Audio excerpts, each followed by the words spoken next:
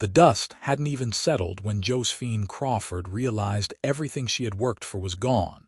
Her small homestead ransacked by men whose faces she would never forget, their laughter echoing across the barren Utah landscape as they rode away with her life packed onto their horses. She stood in the doorway of her ransacked cabin, 23 years old, and suddenly feeling ancient, her hands trembling as she surveyed the destruction around her. They had taken the mahogany jewelry box her mother had given her before dying of fever, the silver wedding ring that had belonged to her grandmother, the wool blankets she had spent months weaving, her father's pocket watch, the few pieces of furniture she owned, even the photograph of her family that had been her only comfort since arriving in Ogden 3 months ago. The raiders had been thorough, methodical, as if they had done this 100 times before. Josephine sank to the floor, her blue calico dress pooling around her as tears finally came, hot and bitter against her cheeks. She had come to Utah Territory in September of 1876, with such hope, determined to make something of the small inheritance her aunt had left her. The cabin had been modest but hers, the land rocky but workable, and she had believed she could build a life here away from the suffocating expectations of St. Louis society.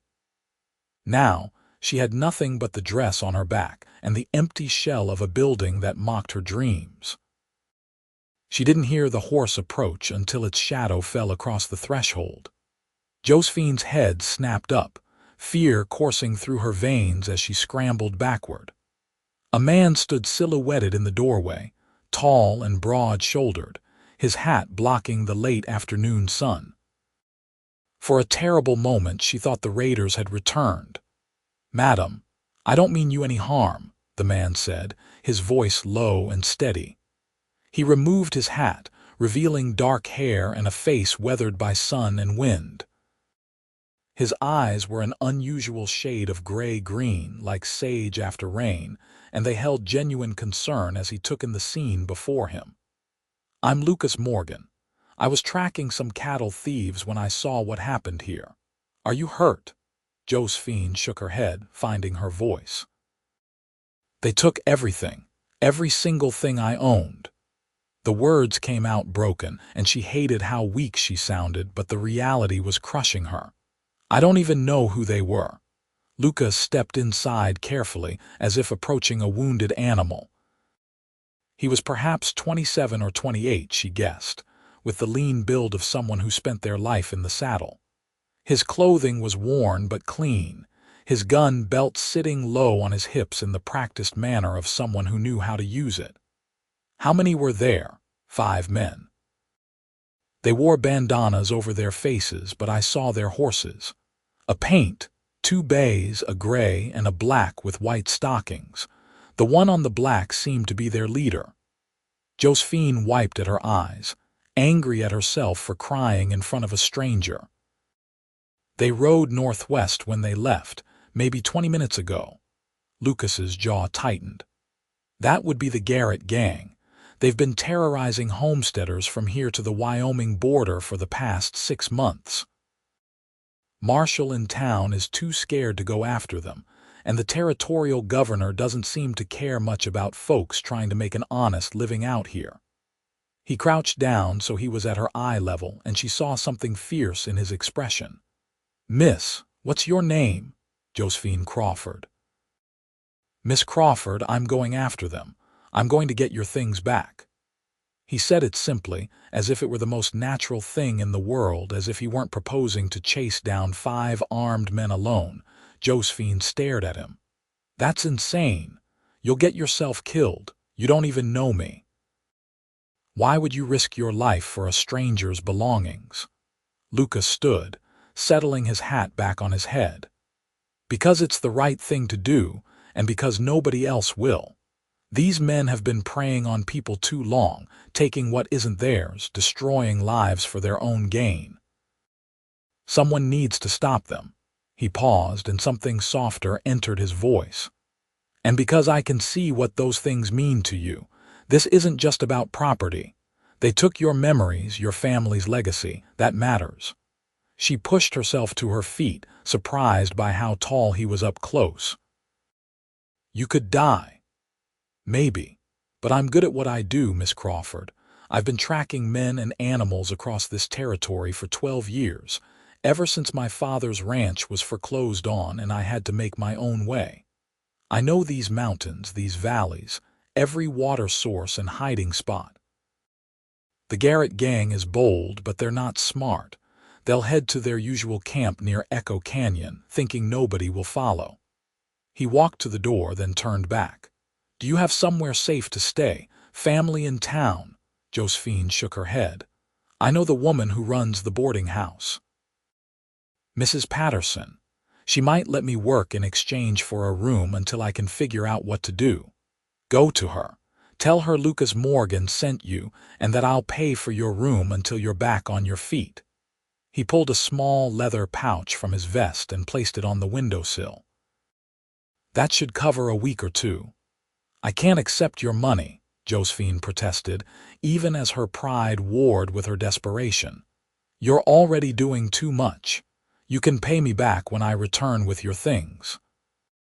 Lucas smiled then, a quick flash that transformed his serious face into something warmer. Besides, I'm not doing this for payment. I'm doing it because it needs doing. He mounted his horse in one fluid motion, a beautiful buckskin gelding that looked as trail-hardened as its rider. I'll be back in a few days, Miss Crawford. Maybe a week at most. Lock what's left of your door and get yourself to town before dark.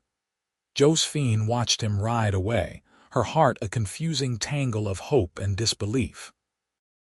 She didn't know this man, had no reason to trust that he would actually return. Yet something in his manner had been completely genuine. He hadn't looked at her with pity or with the calculation she had seen in other men's eyes since arriving in Utah. He had simply seen someone who needed help and decided to provide it. She gathered what little remained in the cabin, a broken chair, some scattered utensils the raiders had deemed worthless, a single blanket they had apparently dropped. Then she locked the flimsy door, knowing it wouldn't keep anyone out but needing the gesture anyway, and began the 3-mile walk into Ogden. The town was growing as the railroad continued to change the west, buildings springing up alongside the older log structures, the streets a mix of mud and wooden walkways. Josephine found Mrs. Patterson's boarding house on the edge of the respectable part of town, a 2-story building with fresh white paint and cheerful yellow curtains in the windows. Mrs. Patterson was a stout woman in her 50s with sharp eyes that softened when Josephine explained her situation. Raiders, you say? That's the 3rd homestead hit this month. Marshal Rigby won't do a damn thing, pardon my language, too worried about his own skin.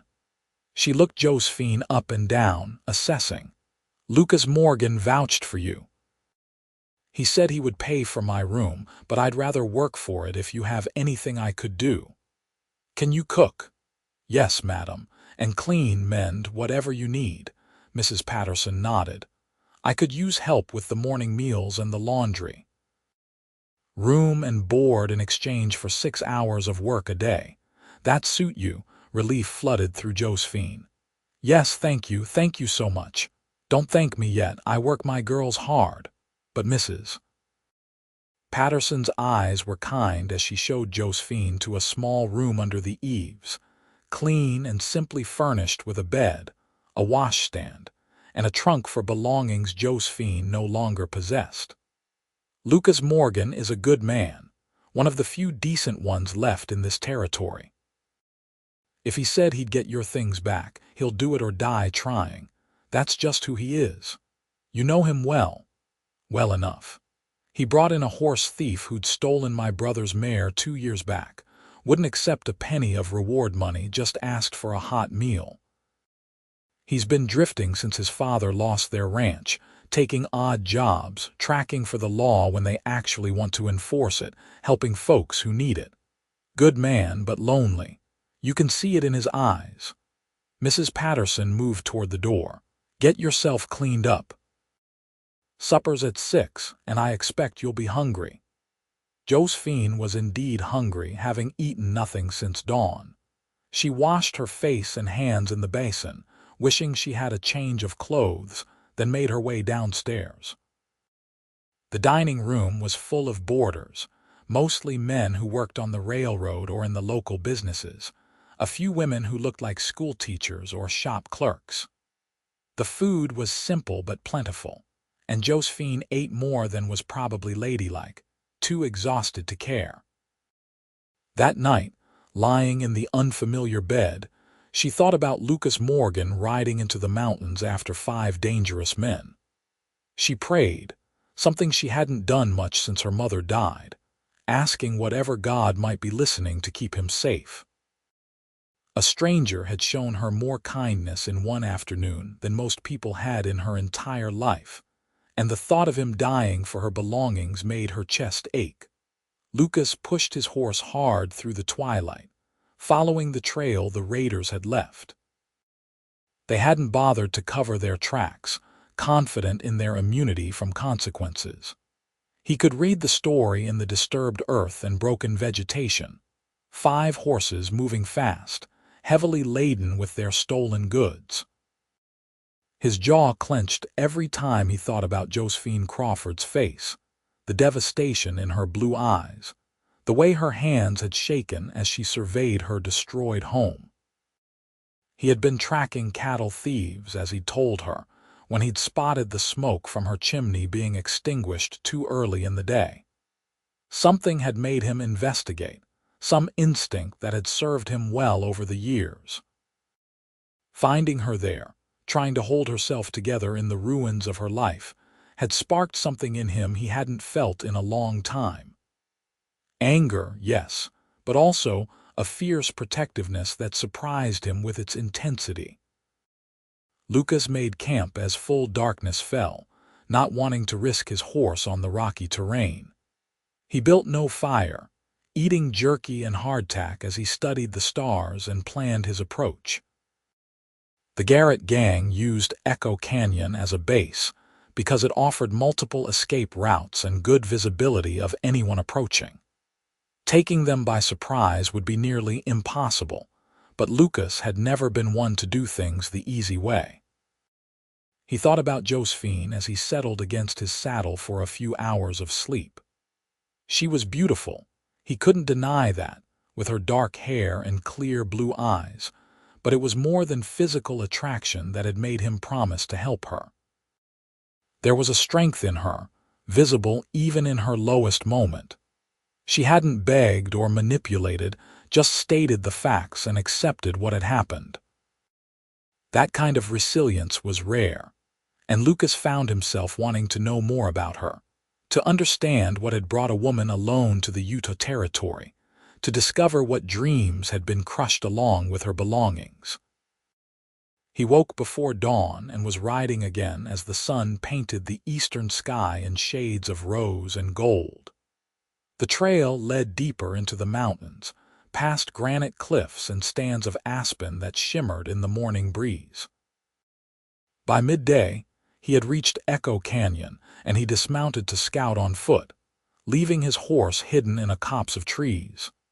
The camp was exactly where he expected it, tucked into a narrow canyon with steep walls on 3 sides.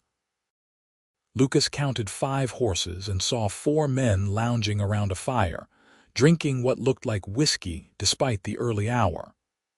The 5th man emerged from a tent, and Lucas recognized the black horse with white stockings tied nearby. That would be Jack Garrett, the leader, a man with a price on his head in 3 territories. Lucas studied the layout, noting where Josephine's belongings were piled near the tent, apparently waiting to be divided up or sold. He could see the mahogany box she'd mentioned, a bundle that was probably blankets, a trunk that likely held the rest. His mind worked through scenarios, discarding plans that were too risky or too likely to result in the goods being destroyed. He waited until late afternoon, when the men were drunk and arguing about something, their attention focused inward. Then he worked his way around to where the horses were tied, moving with the patience of someone who had stalked game in worse conditions. One of the bays saw him but didn't spook, recognizing something calm in his approach. Lucas cut the horses loose one by one, keeping hold of the black's reins while sending the others scattering with a sharp whistle and a wave of his hat. The chaos was immediate and satisfying. The men stumbled to their feet, cursing and scrambling after their fleeing mounts.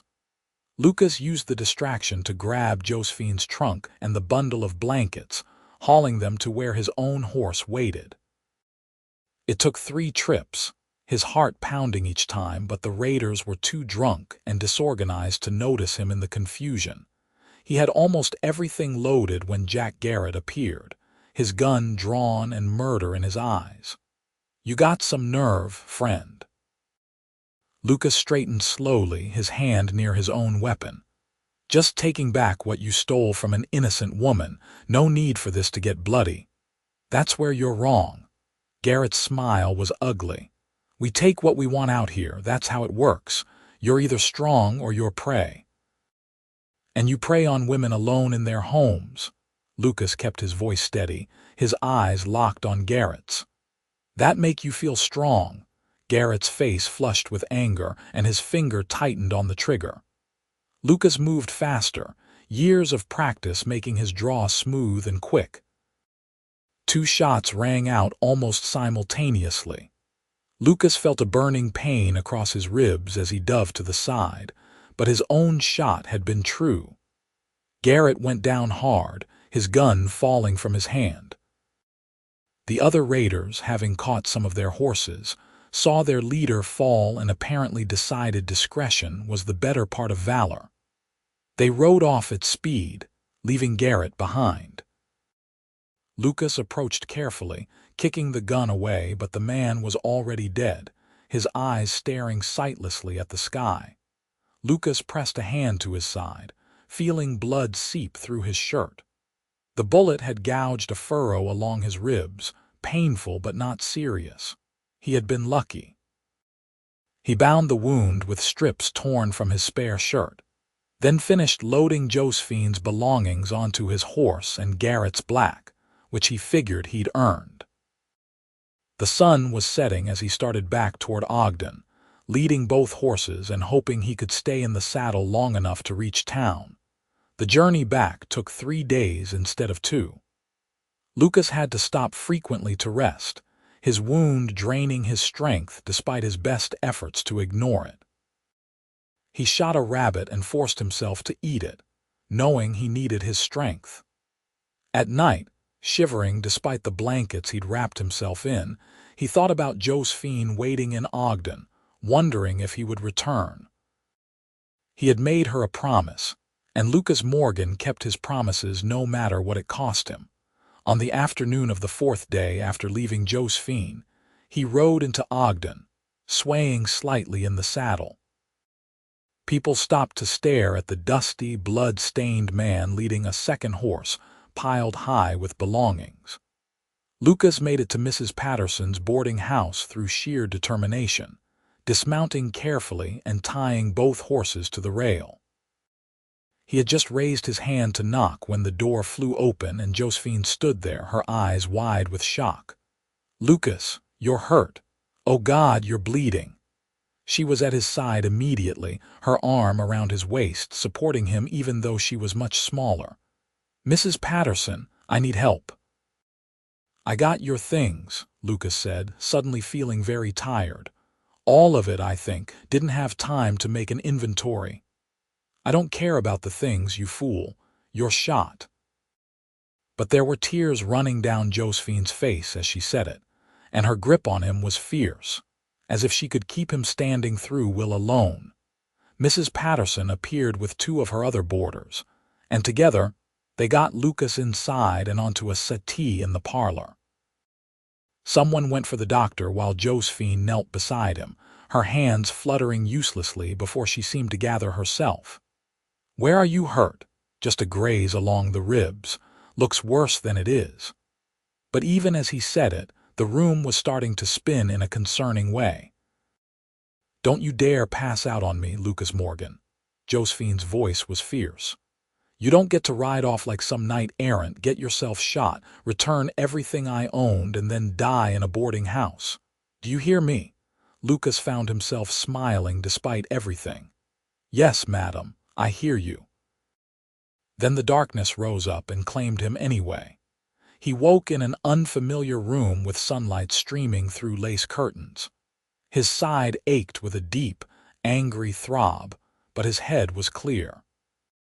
He turned it carefully and found Josephine asleep in a chair beside the bed, her head tilted at an angle that would leave her neck sore, her hand resting near his on the quilt.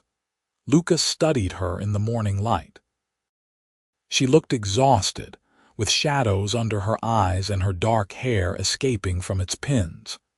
She was wearing a different dress than the one he'd first seen her in, a simple gray cotton that made her look like a Quaker. Even in sleep, there was something determined about her expression, as if she were standing guard against death itself. As if sensing his scrutiny, her eyes opened. For a moment they were unfocused, then they fixed on his face and went wide. "You're awake. How do you feel? Does it hurt?" "Should I get the doctor?" She started to rise, but Lucas caught her hand. "I'm fine, sore but fine. How long have I been out?" "2 days. The doctor said you'd lost a lot of blood and your body needed rest. He stitched up your side and said you were lucky it wasn't deeper." Her hand tightened on his. "Lucas, you could have died, for a jewelry box and some blankets, for your family's legacy," he corrected gently. "For the things that mattered to you, that's worth risking something for." Josephine shook her head, but she was smiling through new tears. "You're either the bravest man I've ever met or the most foolish." "Can't I be both?" That surprised a laugh out of her, clear and bright, and Lucas realized he would do a lot to hear that sound again. "I suppose you can, Mrs. Patterson says I can stay here as long as I need while helping with the housework. Your horses are being cared for at the livery, and all my things are in a storage room downstairs. Every single item you brought back. My mother's jewelry box, my grandmother's ring, my father's watch, everything. I didn't think I'd ever see any of it again." "What about Garrett's horse? The black, still at the livery?" "The marshal came by asking questions about Jack Garrett. I told him you acted in self-defense and Mrs. Patterson backed me up, said you were a hero for stopping raiders who'd been terrorizing the area for months." Josephine's expression hardened. He didn't seem pleased, but he couldn't argue with the facts. Apparently there was a $500 reward for Garrett, dead or alive. "That money's yours." Lucas shook his head, then regretted it as the room tilted. "Don't want blood money. Use it to rebuild your homestead or start over somewhere safer. Lucas Morgan, you are the most stubborn, infuriating, impossibly noble man I have ever encountered." But Josephine was smiling as she said it, and there was something in her eyes that made his breath catch. "The money is yours, and I'll hold it for you until you're well enough to decide what to do with it. In the meantime, you're going to rest and heal and let people take care of you for once." Over the next 2 weeks, as Lucas recovered, he learned that Josephine was indeed as strong-willed as he'd suspected. She bullied him into resting, brought him meals she'd cooked herself, changed his bandages with steady hands, and somehow made the room he was recuperating in feel like a haven. They talked for hours, and Lucas discovered she was from St. Louis, the daughter of a shopkeeper who had died when she was 20. Her mother had passed 2 years before that, and an aunt had left her a small inheritance with which she'd bought the homestead near Ogden. "I wanted to prove I could make it on my own," she told him one afternoon as she sat mending one of his shirts. "Everyone in St. Louis said I was crazy, that a woman alone had no business trying to homestead. Maybe they were right."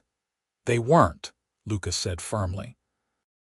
"What happened to you could have happened to anyone. The only difference is that men are allowed to fail and try again without everyone saying it's because of their gender. You had bad luck, that's all. Doesn't mean you weren't capable. Josephine looked at him with such gratitude that Lucas felt something shift in his chest. He was falling for this woman, he realized with a start. Her courage, her resilience, the way she laughed at his terrible jokes, the fierce concentration on her face when she was focused on something. He was falling, and he didn't know how to stop it or if he even wanted to. For her part, Josephine found herself watching Lucas when he didn't know she was looking. The way he treated everyone with respect, from Mrs. Patterson to the Chinese laundry woman who came by twice a week. His gentle humor that surfaced once he felt better. The sadness that sometimes shadowed his eyes when he thought no one was paying attention. She learned that his mother had died when he was young, that his father had been a good man who'd made bad investments and lost everything, drinking himself to death soon after.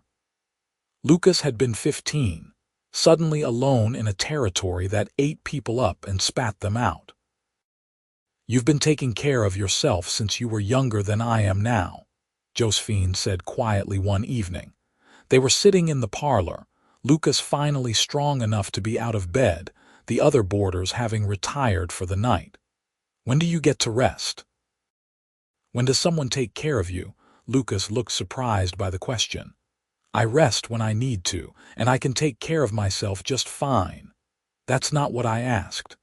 Josephine set down the mending in her lap. "Everyone needs someone, Lucas. Everyone needs a home, a place to belong." "Where's yours?" He was quiet for a long time, staring at the fire crackling in the hearth. "I don't know any more. After my father's ranch was foreclosed, I guess I've been drifting. Never stayed anywhere long enough to call it home. Easier that way, not getting attached." "That sounds lonely." "It is," he admitted. "But it's safe. Can't lose what you never have." Josephine reached over and took his hand, a bold gesture that made her heart race. "You could stay in Ogden. I know Mrs. Patterson would give you a good rate on a room, and there's always work for someone with your skills. The railroad is expanding, ranchers need help, and God knows this town could use someone actually willing to stand up to outlaws." Lucas looked at their joined hands, then up at her face.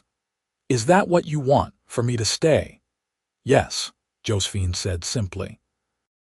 "I know we haven't known each other long, but I feel like I understand you better than people I've known for years. You risked your life for me, a stranger. You keep your promises. You're kind and brave and honorable, and those qualities are rare enough that when you find them, you should hold on tight." She took a breath, feeling her cheeks flush. "And I think you might feel the same way about me, or at least the possibility of getting to know me better. Am I wrong?" "No," Lucas said, his voice rough. "You're not wrong. Josephine, I've been alone most of my life by choice because it hurt less that way. But these past couple weeks with you have made me wonder what I've been missing. When I look at you, I don't see someone who needs rescuing or protecting. I see someone strong enough to be a partner, to build something real with. That terrifies me, but it also feels like maybe it's time to stop drifting." Josephine smiled, bright and hopeful. "So you'll stay? Give Ogden a chance, give us a chance." Lucas lifted her hand to his lips, kissing her knuckles in a gesture that felt both old-fashioned and perfectly right. "I'll stay. As long as you want me here, I'll stay." The next few months were a revelation for both of them. Lucas took a job as a deputy marshal, much to the chagrin of Marshal Rigby, who had preferred letting outlaws run wild rather than confronting them. The territorial governor, pressured by townsfolk tired of lawlessness, had insisted on hiring someone with actual courage, and Lucas's takedown of the Garrett gang had made him the obvious choice. The position came with a small salary and a room above the marshal's office, but Lucas found himself spending more time at Mrs. Patterson's than his own place, drawn by Josephine's presence. Josephine, meanwhile, had decided to sell her homestead. The land itself was worth something, and combined with the reward, money Lucas had finally agreed to split with her, she had enough to consider her options. Mrs. Patterson had mentioned wanting to retire in a few years, and Josephine found herself drawn to the idea of running the boarding house. It was honest work that used all her skills, and it would give her stability and independence. Their courtship was the talk of Ogden, the brave deputy and the determined young woman who'd survived the raiders. Lucas courted her properly, calling on her in the parlor under Mrs. Patterson's watchful eye, taking her to church socials and community dances, treating her with a respect that made other women jealous and other men take note. Josephine bloomed under his attention, her natural strength now paired with a confidence that came from being truly seen and valued. They had their first real kiss on a cool October evening, standing on the porch of the boarding house after a church harvest festival. Lucas had been telling her about his day, something funny one of the prisoners had said, and Josephine had laughed, her face tilted up toward his. The moment had felt suspended, perfect, and then Lucas had lowered his head slowly, giving her time to pull away if she wanted. She hadn't wanted to. His lips were warm and gentle against hers, the kiss sweet and searching, and when they finally broke apart, Josephine felt as if the world had shifted on its axis. "I love you," Lucas said, the words sounding almost surprised, as if they'd escaped without his permission. "I think I have since the moment you told me not to die in a boarding house." Josephine laughed, then sobered, her hand coming up to cup his cheek. "I love you too. I think I have since you rode away to hunt down 5 armed men for a stranger's jewelry box." They were married in December of 1876, in the small church on the edge of Ogden, with Mrs. Patterson standing up as Josephine's matron of honor, and the territorial governor himself, attending as a sign of respect for Lucas's service. Josephine wore a dress of ivory silk that she'd sewn herself, and Lucas wore a new black suit that made him look both uncomfortable and heartbreakingly handsome.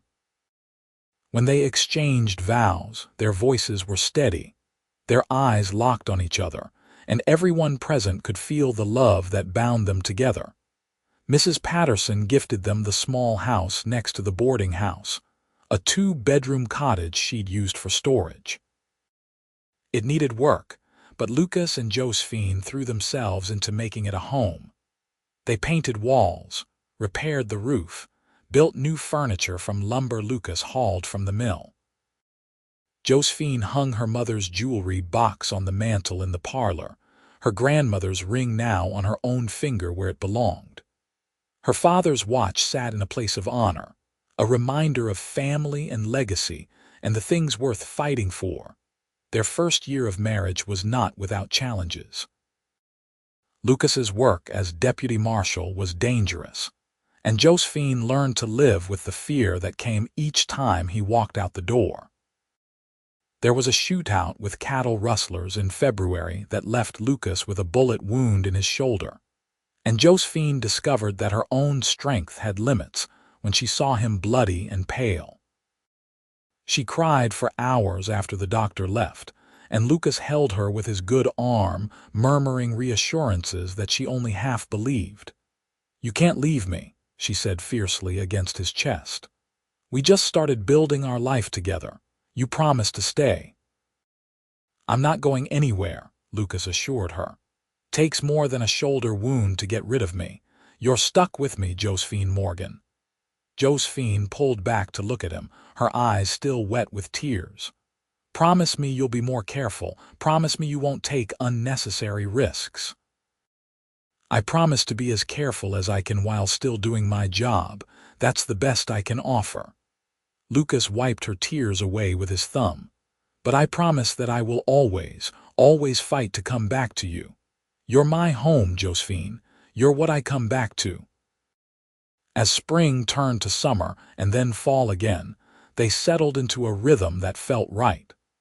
Lucas took pride in making Ogden safer, his reputation as someone who couldn't be intimidated or bought spreading throughout the territory. Josephine began helping Mrs. Patterson more formally, learning the business side of running the boarding house with an eye toward eventually taking over.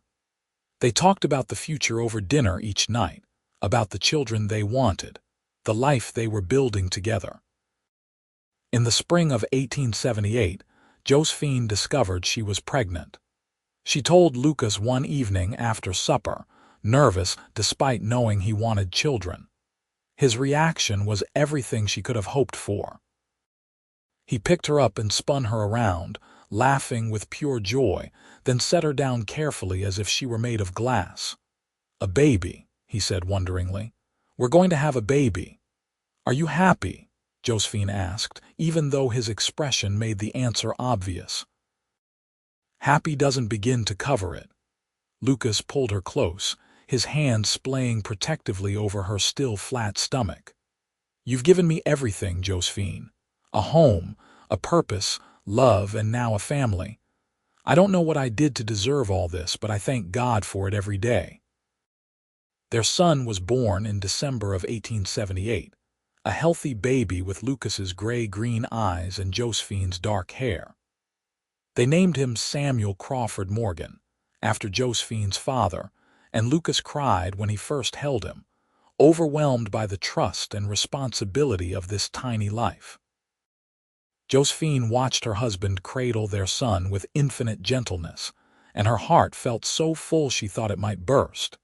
The next few years were busy and exhausting and wonderful. Samuel grew into a curious, active toddler who inherited both his parents' stubborn determination. Lucas proved to be a patient, loving father despite having no model for it, and Josephine discovered strengths she hadn't known she possessed as she balanced motherhood with her work at the boarding house. Mrs. Patterson officially retired in 1880, selling the boarding house to Josephine and Lucas for a price they could actually afford, with the stipulation that she could continue living in the small room on the first floor for as long as she wished. Running the boarding house together became their joint project.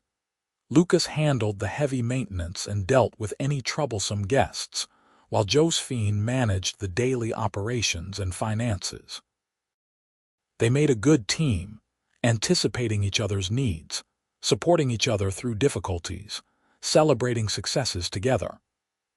The boarding house thrived under their management, becoming known as a clean, safe, welcoming place for travelers and permanent residents alike. In 1881, their daughter was born, a tiny, fierce little thing they named Lily Mae Morgan. Where Samuel had been easygoing, Lily was demanding from day one, and Josephine often joked that she must take after some distant relative because neither she nor Lucas remembered being quite that stubborn.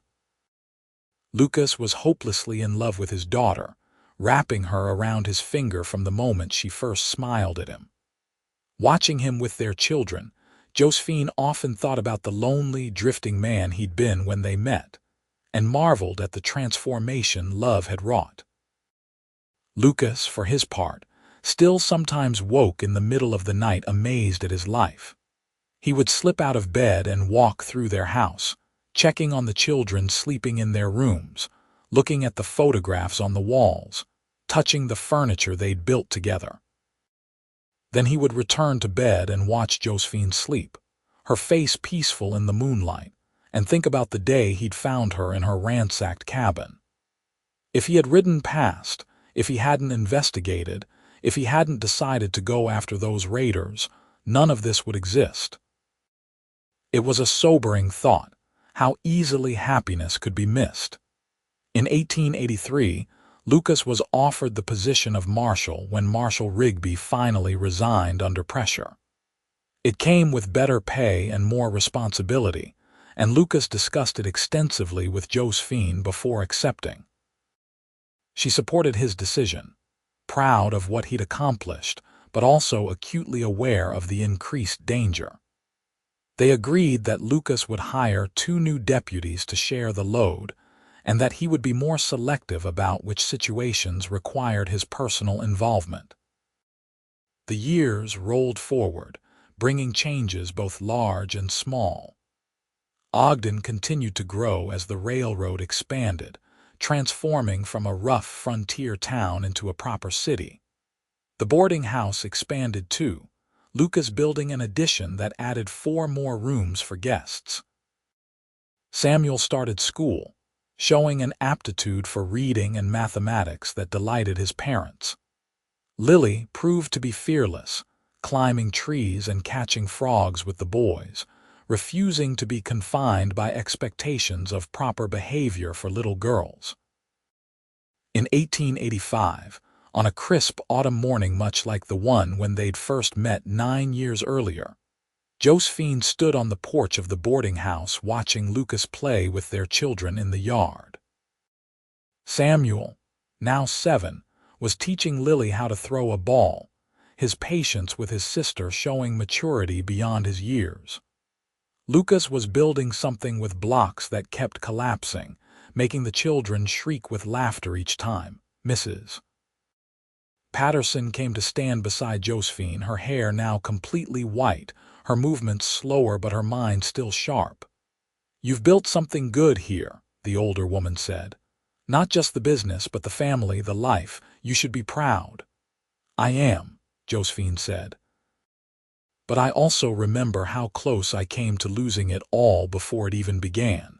If Lucas hadn't come along that day, if he hadn't been the kind of man who would risk everything for a stranger, I don't know where I'd be now."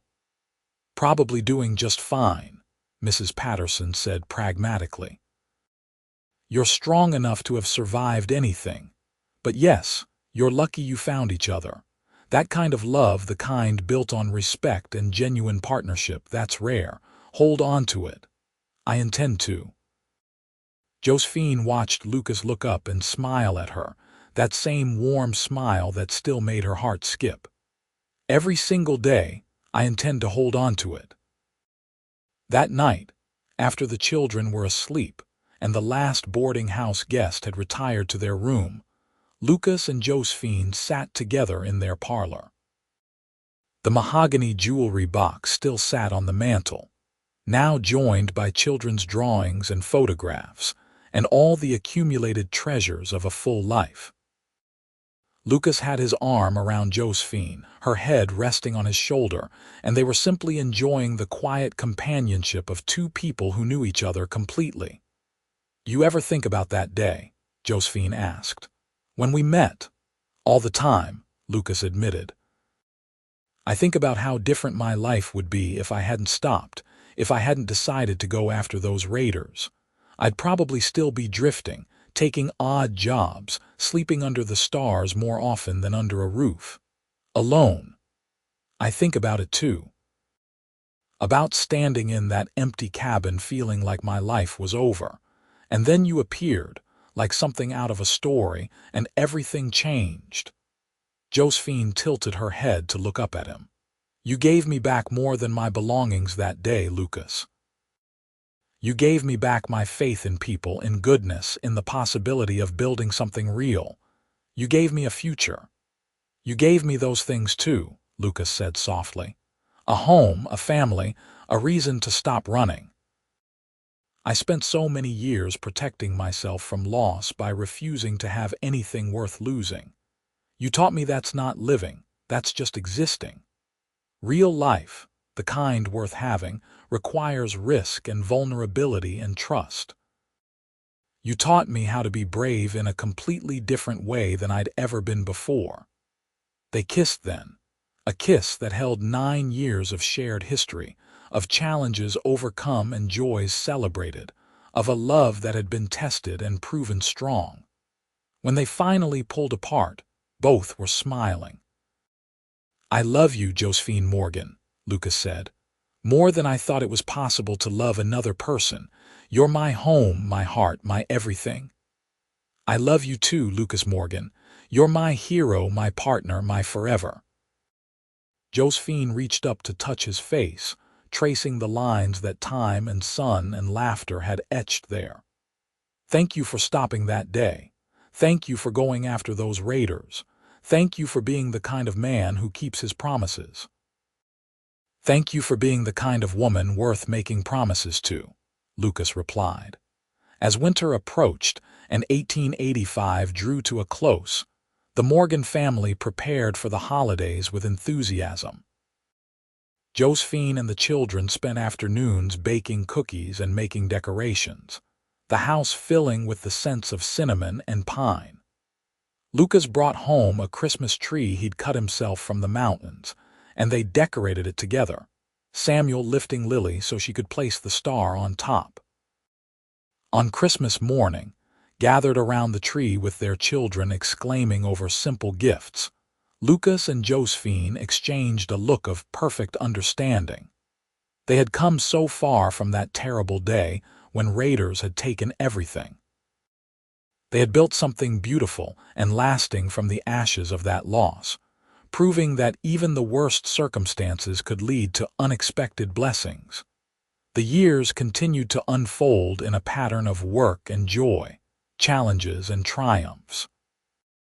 Samuel grew into a thoughtful young man who eventually studied law, inspired by his father's commitment to justice. Lily became a teacher, channeling her fierce spirit into fighting for education opportunities for girls. Lucas served as marshal for nearly 15 years before finally retiring, proud of the difference he'd made in bringing order and safety to the territory. Josephine ran the boarding house until 1900, when she sold it to a younger couple while maintaining a financial interest that provided steady income. In 1902, Lucas and Josephine celebrated their 26th wedding anniversary with a quiet dinner at home. Their children were grown now, Samuel married with children of his own, Lily courting a doctor from Salt Lake City. The house felt empty with just the two of them, but it was a peaceful emptiness, one that spoke of a job well done. 26 years, Josephine mused as they sat on the porch watching the sunset paint the Utah mountains in shades of gold and purple. It feels like yesterday and a lifetime ago all at once. Best 26 years of my life, Lucas said, taking her hand. Their fingers intertwined automatically, the gesture so familiar after decades that neither had to think about it. I still can't quite believe how lucky I got that day. We both got lucky, Josephine corrected. I found a man who saw me as an equal, who respected my strength and supported my dreams. You found a woman who understood that true courage isn't the absence of fear, but the willingness to be vulnerable. We found each other, and that's the greatest gift either of us could have received. As the sun dipped below the mountains and the first stars appeared in the darkening sky, Lucas thought about the long, winding road that had brought them here. From a young boy losing his father's ranch to a man drifting alone across the territory.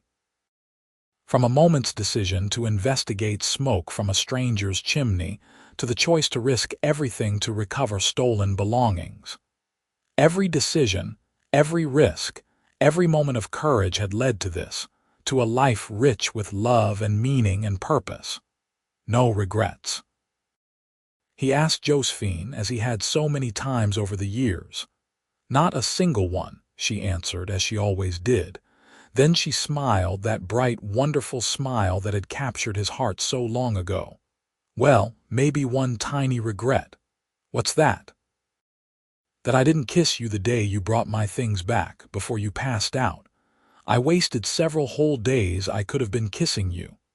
Lucas laughed, the sound echoing across their porch and into the gathering darkness. Then we better make up for lost time, he said, pulling her close. And there on the porch of the home they'd built together, surrounded by the accumulated memories of a lifetime, Lucas and Josephine Morgan shared a kiss that was both familiar and eternally new, a celebration of the love that had transformed two lonely, hurting people into a family, a legacy, a story worth telling. Years later, Their grandchildren would ask them to tell the story of how they met, and they would always begin the same way. Josephine would describe the raiders taking everything she owned, the devastation of standing in her empty cabin, the loss that had felt absolute. Lucas would talk about the decision to go after those men, the dangerous chase into the mountains, the fierce determination to keep his promise. And then they would talk about what came after, about recovery and courtship and love, about building a life together one day at a time. The moral of the story, Lucas would always conclude, is that sometimes the worst things that happen to us lead to the best things. If those raiders hadn't come, if I hadn't decided to help, we would never have found each other. Our life together, our children, our grandchildren, none of it would exist. The moral, Josephine would counter gently, is that there are still good people in the world willing to help strangers, and when you find someone like that, you hold on with both hands and never let go. They were both right, of course, as they so often were. The story of the raiders who took everything and the cowboy who brought it all back was a story about loss and recovery, but more than that, it was a story about love. About two people who found each other at exactly the right moment, who chose to build something together, who proved that even in the harsh landscape of the Wild West, tenderness could flourish and thrive. In 1907, Lucas became ill with pneumonia. Despite the best efforts of doctors, including their son-in-law, he grew weaker as winter set in. Josephine sat by his bedside day and night, holding his hand, reading to him, reminiscing about their years together. On a cold January morning, with snow falling softly outside the window, Lucas opened his eyes and found Josephine watching him. "Still here," he whispered, his voice barely audible. "Always," Josephine said, fighting back tears. "I told you the first day we met that you couldn't die on me." "That still holds true, Lucas Morgan," he smiled faintly. "I kept my promises, didn't I? I stayed. I came back to you over and over again. I loved you with everything I had. You did. You kept every single promise." Josephine lifted his hand to her lips, kissing it gently. "You gave me the most beautiful life imaginable. You were my hero, my love, my home." "You were mine too," Lucas said. "My home, my heart, my reason for everything. Don't be sad, Josephine. We had more happiness than most people get in 10 lifetimes. That's something to celebrate." "I know, I will. But not yet.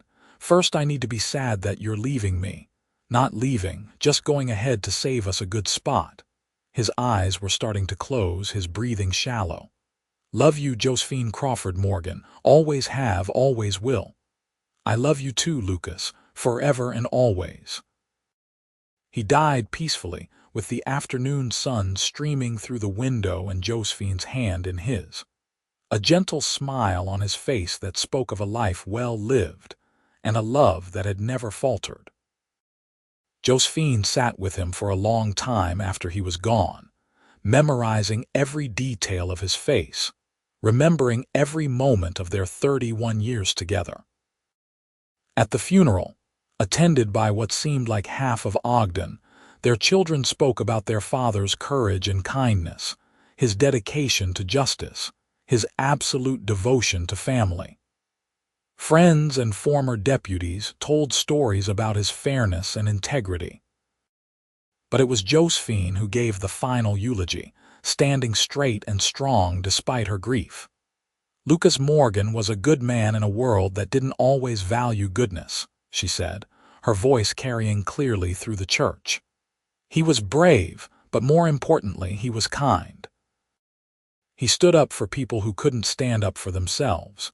He kept his promises. He loved deeply and without reservation, and he taught everyone who knew him that it's possible to live with honor and integrity even in difficult times." She paused, looking at the casket covered in flowers. "I met Lucas on the worst day of my life, when I had lost everything I owned and didn't know how I would go on. He appeared like an answer to a prayer I hadn't even known how to pray. He gave me back my belongings, yes, but more than that, he gave me hope. He showed me that there was still goodness in the world, still people worth believing in. And then he gave me his heart, his name, his life. I am who I am today because of Lucas Morgan, and I will carry his love with me until the day I join him again. Josephine lived another 12 years, remaining active in the community, doting on her growing number of grandchildren and great-grandchildren, never remarrying despite several offers. She kept the house exactly as it had been when Lucas was alive, including the mahogany jewelry box on the mantel and his marshal's badge in a place of honor beside it. Every evening she would sit in the chair by the window where they had spent so many hours together and talk to him as if he were still there, sharing her day and her thoughts and her love. In the spring of 1919, at the age of 66, Josephine passed away peacefully in her sleep. Her children found her in the morning with a smile on her face and an old photograph clutched in her hand. It was from their wedding day, Lucas looking uncomfortable in his suit and Josephine radiant in her ivory dress, both of them gazing at each other as if no one else in the world existed. They buried her next to Lucas in the Ogden Cemetery, under a spreading oak tree with a view of the mountains. The headstone read, "Josephine Crawford Morgan, beloved wife, mother, and friend, reunited with her love." And beside it, Lucas's stone bore similar words, the two markers standing together for eternity as the couple had stood together in life. Their story became part of Ogden's history, passed down through generations. The tale of the raiders who took everything, the cowboy who got it all back, and the love that blossomed in the aftermath. It was told as a romance, as an adventure, as a testament to the courage and determination of the people who built the West. But more than anything, it was told as a love story, proof that even in the harshest circumstances, two people could find each other and build something lasting and beautiful. The Morgan family thrived in the years that followed, producing teachers and lawyers, doctors and business owners, each generation carrying forward the values Lucas and Josephine had instilled. The boarding house eventually became a historic landmark, preserved as an example of frontier hospitality and enterprise. The mahogany jewelry box, grandmother's ring, and Lucas's marshal badge were donated to the local historical society, where they remain on display, tangible reminders of the story behind them. On quiet evenings in Ogden, when the mountains turn gold in the setting sun and the wind whispers through the streets, old-timers still gather to tell tales of the town's colorful past. And among all the stories of outlaws and lawmen, of fortunes made and lost, of hardship and triumph, the story of Lucas and Josephine Morgan remains a favorite. Because it reminds people that goodness exists, that courage can take many forms, that love can transform lives, and that sometimes the worst moments in our lives lead us exactly where we need to be. The raiders took everything Josephine Crawford owned on a dusty September day in 1876. But in taking everything, they set in motion a chain of events that gave her far more than she had lost. They brought Lucas Morgan into her life, and with him came love, partnership, family, purpose, and a happiness so profound it lasted a lifetime and beyond. What was meant to destroy her instead became the foundation of something beautiful, proving that sometimes our greatest blessings come disguised as our deepest losses, and that the most important things in life are never the ones we can hold in our hands, but the ones we carry in our hearts forever.